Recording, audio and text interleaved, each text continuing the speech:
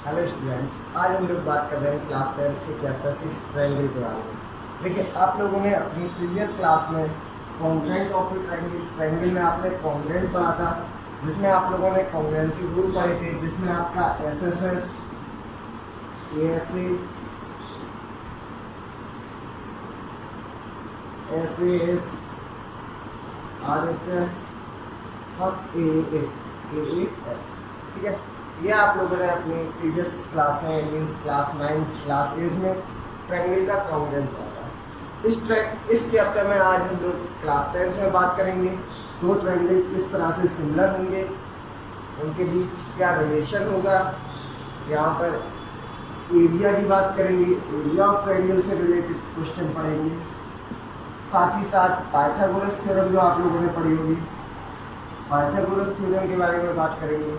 Thales theorem, जिसे हम लोग बीपीटी थ्योरम के नाम से जानते हैं, उसके बारे में डिस्कशन करेंगे। सबसे पहले हम आपको बताना चाहेंगे कि क्या डिफरेंस होता है कॉन्ग्रुएंट और सिमिलर की। मीन्स किस तरह से पता चलेगा कि दो ट्रायंगल आपके कॉन्ग्रुएंट है या सिमिलर है। कॉन्ग्रुएंट का मतलब है कि उनका साइज भी सेम होना चाहिए, साथ ही साथ शेप भी सेम होना चाहिए। मीन्स बिल्कुल same to same. For example, अगर एक स्क्वायर है तो इसकी साइड अगर 5 है तो इसका जो कॉन्ग्रुएंट ट्रायंगल वो स्क्वायर होगा, उसमें भी साइड क्या होगी, 5 होगी, ठीक है। मीन्स बिल्कुल सेम, ठीक है। तो वो क्या कहलाता है, कॉन्ग्रुएंट। सिमिलर में क्या होता है, सिमिलर में आपका शेप सेम होना चाहिए, ठीक है। जरूरी नहीं, हो सकता है शेप छोटा बड़ा हो, लेकिन सेम शेप होना चाहिए। साथ ही साथ जो करस्पॉन्डिंग साइड्स हैं उनके रेशियो इक्वल होना चाहिए, उसके जो एंगल्स हैं वो एंगल से इक्वल होना चाहिए, ठीक है। और क्लियर करेंगे, कुछ एग्जाम्पल लेंगे, उससे इसे और क्लियर करने का प्रयास कर रहे हैं। एग्जाम्पल लेते हैं। एग्जाम्पल में सबसे पहले हम लोग बात कर रहे हैं सर्किल की। सबसे पहले देखिए, कोई भी फिगर हो, कॉन्ग्रुएंट भी हो सकते हैं, सिमिलर भी हो सकते हैं, जरूरी नहीं कि ट्रायंगल ही हो, कोई भी फिगर हो, ठीक है। हम बात कर रहे हैं सर्किल के बारे में। किस तरह से पता चलेगा कि सर्किल हमारे कॉन्ग्रुएंट है या सिमिलर है।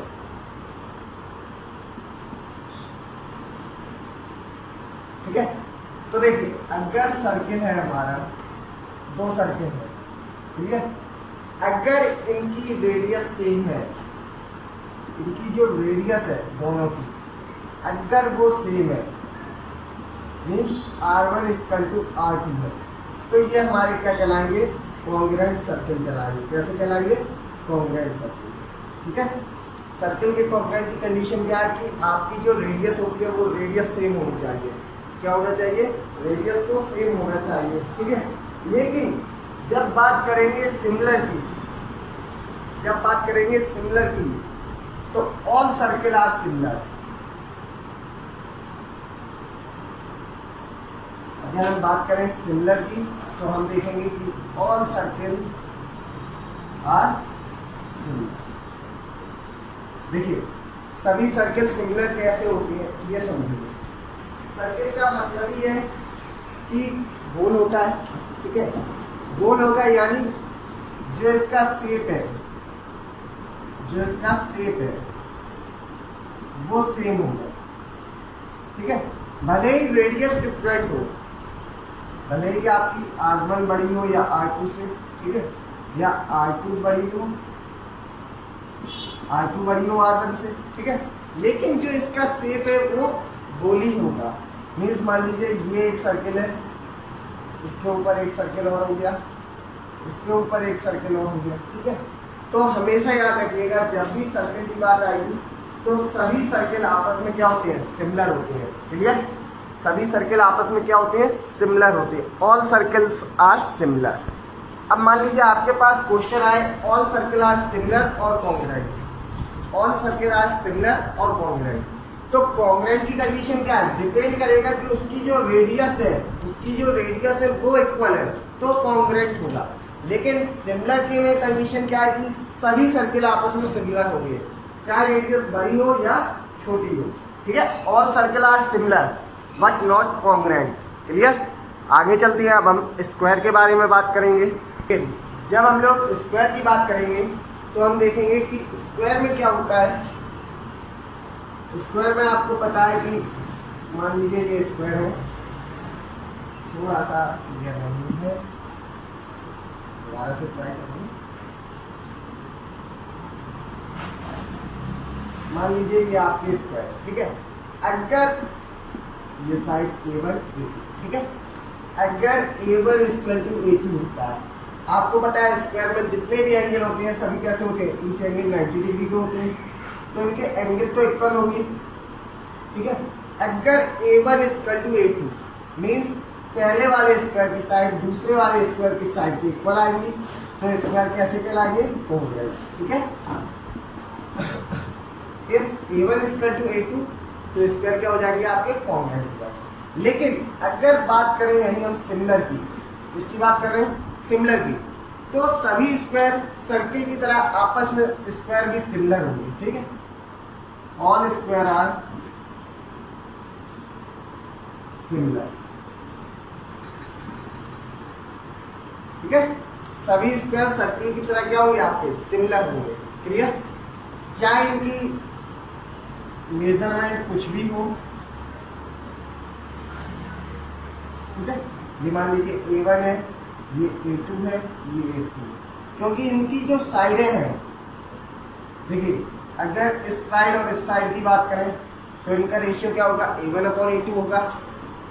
अगर दूसरी साइड में ये वाली साइड और ये वाली साइड की बात करें, ये A1 है तो ये साइड भी A1 होगी और ये वाली साइड क्या होगी, A2 होगी, तो भी इनका जो रेशियो आएगा वो क्या आएगा, A1/A2।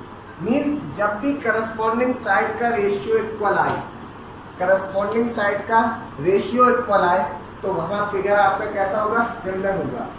आप हमेशा याद रखिएगा, आपके जो सर्किल होती हैं वो सर्किल ऑलवेज सिमिलर रहते हैं। स्क्वायर के केस में भी सेम कंडीशन है, स्क्वायर भी क्या होता है, सभी स्क्वायर आपस में सिमिलर होते हैं। साथ ही साथ इक्विलेटरल ट्रायंगल आपने पढ़े होंगे, इक्विलेटरल ट्रायंगल में क्या होता है, ईच एंगल 60 डिग्री का होता है। तो जब एंगल 60 डिग्री का होगा, मान लीजिए ये दो इक्विलेटरल ट्रायंगल मैंने बनाए, ठीक है, यहाँ भी 60 है, यहाँ भी 60 है, यहाँ भी 60 है, और ये एंगल आपस में क्या है, इक्वल, क्योंकि ये भी 60, ठीक है। तो इक्विलेटरल ट्रायंगल भी क्या होता है, ऑलवेज सिमिलर रहेगा। मान लीजिए ये साइड A1 मान लें, ये वाली साइड A2, तो इनका जो रेशियो आएगा, क्योंकि सभी साइडें इक्विलेटरल ट्रायंगल में इक्वल होती है, ये भी A1, ये भी A1, ये A2, ये A2, तो इनका जो रेशियो आएगा साइड का वो भी क्या आएगा आपका, A1/A2 आएगा। चाहे ये वाली साइड ले तब भी A1/A2 आएगा। मीन्स आप देख रहे हैं कि यहाँ पर हमें एंगल भी इक्वल मिल रहे हैं, साथ ही साथ क्या इक्वल मिल रहा है, इनकी साइड है जो उसका करस्पॉन्डिंग रेशियो भी इक्वल मिल रहा है, ठीक है। तो आप ये तीन चीजें याद रखना है, सभी सर्किल आपस में इक्वल सिमिलर होते हैं, साथ ही साथ सभी स्क्वायर आपस में सिमिलर होते हैं, और इक्विलेटरल ट्रायंगल भी आपस में सिमिलर होते हैं, क्लियर। अब हम लोग इस चैप्टर से रिलेटेड जो आपकी तीन मेन थ्योरम है उनके बारे में डिस्कशन करेंगे, जिसमें पहली थ्योरम है आपकी डीपीटी, जिसका दूसरा नाम है थेल्स थ्योरम, ठीक है। इसके बाद पाइथागोरस थ्योरम है, पाइथागोरस आप लोग पढ़ के आ रहे हैं, इसमें हम इसके बारे में डिस्कशन करेंगे। और तीसरी है आपकी एरिया से रिलेटेड थ्योरम, ठीक है। ये दो ट्रायंगल अगर उनका एरिया सिमिलर दिया जाता है तो उनकी साइड का जो रेशियो होगा वो किस तरह से कैलकुलेट करते हैं, या साइड का अगर सिमिलर दिया गया है तो उससे एरिया में क्या इफेक्ट पड़ेगा। सबसे पहले हम लोग बात कर रहे हैं बीपीटी थ्योरम के बारे में। देखिए हमारी जो बीपीटी थ्योरम है, बेसिक प्रोपोर्शनलिटी थ्योरम, ठीक है, बीपीटी, इसी का दूसरा नाम होता है थेल्स थ्योरम, ठीक है। इसकी खोज थेल्स ने की थी, क्योंकि एक मैथमेटिशियन थे, तो इसलिए इसका नाम दिया गया है थेल्स थ्योरम, ठीक है। ये थ्योरम कहती है if a line is drawn parallel to one side of a triangle, अगर एक लाइन इसी ट्रायंगल के एक लाइन के पैरेलल एक लाइन ड्रॉ करी जाए parallel to one side of a triangle to intersect other two side, वो लाइन क्या करे कि बाकी जो दो लाइनें हैं, ठीक है, बाकी जो दो लाइनें उन्हें आपस में इंटरसेक्ट करे। और कैसे इंटरसेक्ट करें, इनटू डिस्टिंक्ट पॉइंट, अलग अलग दो पॉइंट पे इंटरसेक्ट करें। मान लीजिए ये कर लिया, क्लियर? तो हमें बताना है कि other two sides are divided in same ratio. जो वो साइड है मीन्स ये साइड का रेशियो इक्वल होगा इस साइड और इस साइड के रेशियो के इक्वल। क्लियर? मान लीजिए एबीसी आपका एक ट्रायंगल था, ई और एफ ने क्या किया, इंटरसेक्ट किया। तो आपको प्रूफ क्या करना है? आपको प्रूफ करना है AE upon BE equal to AF upon CF। Clear? AE upon BE equal to AF upon CF means जो लाइन है, जो पैरेलल लाइन आई है EF, वो उस ट्रायंगल की जो दो साइड हैं उन्हें जो डिवाइड करेगी, जिस रेशियो में डिवाइड करेगी, वो रेशियो आपस में क्या होंगे, इक्वल होंगे। क्लियर? चलिए देखते हैं कि किस तरह से ये चीज प्रूव होगी। ठीक है, इसको मैं रफ कर दे रहा हूं।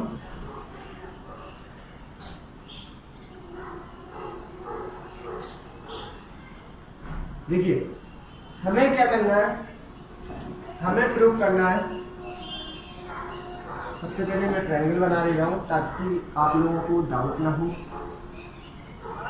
ये मान लीजिए एक ट्रायंगल था हमारा ABC, जिसमें एक लाइन थी EF, जिसने क्या किया, AB और AC को अलग अलग पॉइंट पे इंटरसेक्ट किया। हमें प्रूफ करना है AE upon BE equal to होगा AF अपॉन CF। ठीक है, हमें क्या प्रूफ करना है कि AE upon BE equal to होगा AF अपॉन CF। सबसे पहले हम इसमें क्या करेंगे, हम ज्वाइन करेंगे BF और CF। ठीक है, हम क्या करेंगे, ज्वाइन BF एंड C। उसके बाद परपेंडिकुलर ड्रॉ करेंगे F पॉइंट से। मान लीजिए ये पॉइंट हम ले चुके हैं तो N मान लेते हैं, और E पॉइंट से जो ले रहे हैं ये M, ये हमारे क्या है, परपेंडिकुलर। ठीक है, तो इसके बाद क्या दिया हमने, ड्रॉ ए परपेंडिकुलर, या इसको ऐसे लिख सकते हैं, ड्रॉ किया हमने FN परपेंडिकुलर किसपे, AE पर, साथ ही साथ EM परपेंडिकुलर AF पर। ठीक है, ये चीज आप लोगों को समझ में आ गई होगी। अब देखिए, अब इसका प्रूफ देखते हैं किस तरह से प्रूफ होगा। ठीक है, अब क्या कर रहे हैं हम लोग, सबसे पहले बात कर रहे हैं हम ट्रायंगल AEF के बारे में। ठीक है, आप लोगों ने पढ़ा होगा कि एरिया ऑफ ट्रायंगल क्या होता है, 1/2 बेस इंटू हाइट पढ़ा है। तो हम बात करते हैं एरिया ऑफ ट्रायंगल AEF।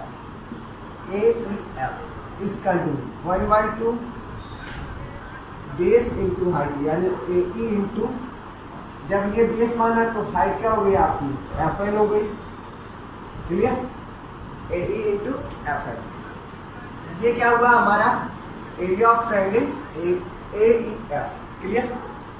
अब दूसरा ट्रायंगल ले रहे हैं, ये हमने लिया था इन ट्रायंगल AEF। ठीक है, अब दूसरा ट्रायंगल हम अपना ले रहे हैं DEF, इन ट्रायंगल DEF। अगर आप बेस BE माने तो परपेंडिकुलर तो आपका सेम रहेगा, बेस ये परपेंडिकुलर ये, यानी एरिया ऑफ ट्रायंगल DEF आपका क्या हो जाएगा, 1/2 बेस आपका क्या हो गया, BE इंटू हाइट क्या मिली आपको, FN। क्लियर? अब क्या करें हम, area of AEF divided by area of BEF, इसको फाइंड करें। तो देखिए एरिया ऑफ AEF क्या था, 1/2 BE into F, sorry area of AEF 1/2 AE into FN, AE into FN upon 1/2 BEF का एरिया क्या है, BE इंटू FN। ठीक है, अब यहां आप देख रहे हैं कि Fn से Fn कैंसिल हो रहा है, साथ ही 1/2 से 1/2। तो आपका क्या मिल रहा है, आपको मिलेगा AE अपॉन BE। क्लियर, आपको क्या मिला, AE अपॉन BE। इसको हम मान लेते हैं इक्वेशन फर्स्ट। ठीक है, इसको हमने क्या मान लिया, इक्वेशन फर्स्ट। क्लियर, ऐसे ही अब सेकेंड इक्वेशन लेंगे। देखिए अभी हमने इधर वाली लाइन ले ली तो हमें रेशियो मिल गया, अब इधर वाला लीजिए, मीन्स ट्रायंगल AEF ही लेंगे, लेकिन अब बेस क्या लेंगे, AF, और परपेंडिकुलर क्या लेंगे, EF। क्लियर, तो दोबारा से बात करते हैं एरिया ऑफ ट्रायंगल AEF की, AEF, जिसमें अब बेस हम क्या ले रहे हैं, AF बेस ले रहे हैं और EM क्या ले रहे हैं, परपेंडिकुलर। ठीक है, तो 1/2 AF into EM। Clear, 1/2 AF into EM। Same आप नीचे वाला ट्रायंगल ले रहे हैं, नीचे वाले ट्रायंगल का मतलब हो गया CEF। कौन सा ट्रायंगल ले रहे हैं, CEF।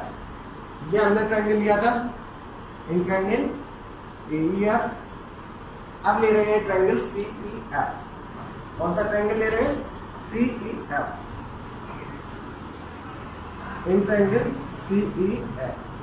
देखिए एरिया ऑफ CEF क्या हो जाएगा, 1/2। बेस अब हमें क्या मिलेगा, बेस मिलेगा CF और हाइट EF। ठीक है, यानी CF इंटू EF। यहां तक क्लियर है। सेम लाइक प्रोसेस जो आपने किया था, रेशियो में एंगल को डिवाइड किया था। ठीक है, अब क्या होगा, आपका area of AEF upon area of CEF। तो ये क्या हो जाएगा, 1/2 AF into EM upon 1/2 into आपका क्या आ जाएगा, CF इंटू EM। क्लियर, यहाँ आप देखेंगे EM से EM कैंसिल होगा, आपका 1/2 से 1/2 कैंसिल होगा, तो आपको क्या मिलेगा, कैंसिल करते हैं, EM से EM कैंसिल हुआ, 1/2 से 1/2 कैंसिल हुआ, आपको मिला AF अपॉन CF। ठीक है, इसको मान लेते हैं हम इक्वेशन नंबर सेकंड। ठीक है, अब देखिए हमें क्या मिला, हमें मिला area of AEF upon area of BEF, area of AEF upon area of BEF। Same ऐसे ही हमने देखा area of AEF upon area of CEF equal to आ रहा है AF अपॉन CF के। आप देखिए यहाँ AE अपॉन BE आ रहा है और यहाँ AF अपॉन CF आ रहा है, AE upon BE, AF upon CF। यानी अगर ये दोनों इक्वल लाने हैं, हमें इक्वल प्रूफ करना था, ये दोनों इक्वल लाने हैं, इसका मतलब जो इसके LHS वाले पार्ट हैं, जो इसके LHS वाले पार्ट है, means area of AEF upon area of BEF, ये इक्वल लाना पड़ेगा हमें area of AEF upon area of CEF के। क्लियर, अब देखिए अगर हम देखें ऊपर एरिया ऑफ AEF आ रहा है, यहाँ भी एरिया ऑफ AEF आ रहा है, यानी किसी भी तरह अगर हमारा एरिया ऑफ BEF इक्वल मिल जाए CEF के, BEF ये वाला एरिया, अगर ये वाला एरिया CEF इस वाले एरिया के इक्वल मिल जाए तो हमारा ये क्वेश्चन इजीली सॉल्व हो सकता है। अब देखिए आप लोगों ने अपनी प्रीवियस क्लास में, क्लास 9 में एक थ्योरम पढ़ी होगी, triangles having same base between same parallel are equal in area. दो ट्रायंगल अगर उनका सेम बेस है और साथ ही साथ वो लाई करते हैं बिटवीन सेम पैरेलल, ठीक है, तो वो आपस में क्या होंगे, उनका जो एरिया होगा, देखिए यहाँ बेस हमने मान लिया EF और पैरेलल क्या है, EF पैरेलल है BC के। आपको गिवन था ये चीज, आपको गिवन थी कि EF जो है वो पैरेलल है BC के।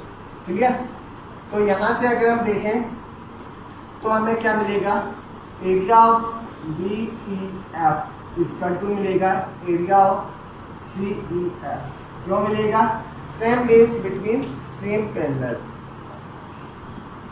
Same base between same parallel. ठीक है, तो ये आपस में क्या होगा, इक्वल होगा। इसको मान लेते हैं equation third. Clear? From equation first second and third we get, from equation first second and third we get, हमें क्या मिलेगा? अब देखिए एक चीज आप गौर करिएगा, पहली इक्वेशन ये थी, यहाँ पर area of AEF upon BEF equal to था एई अपॉन बीई, ठीक है? दूसरी इक्वेशन ये है जहां पर एईएफ अपॉन सीईएफ इक्वल है एएफ अपॉन सीएफ के। यहाँ हम देख रहे हैं बीईएफ किसके इक्वल है? सीईएफ के। बीईएफ आपका ये हो गया, बीईएफ आपका ये चीज हुई, और सीईएफ क्या है? ये मीन अगर ये दोनों इक्वल है और ऊपर वाला भी सेम है, इसका मतलब ये आपस में इक्वल होगी, यानी हमें क्या मिलेगा? हमें मिल जाएगा AE upon BE equal to AF upon CF, ठीक है? हमें क्या मिल जाएगा? AE upon BE equal to AF upon CF, क्योंकि ये वाली चीज इसके इक्वल आ गई, एलएचएस इक्वल हो गया, इसका मतलब आरएचएस भी इक्वल होगा, और यही हमें प्रूव करना था। तो ये इस तरह से आपकी डीपीटी हो गई प्रूव, क्लियर?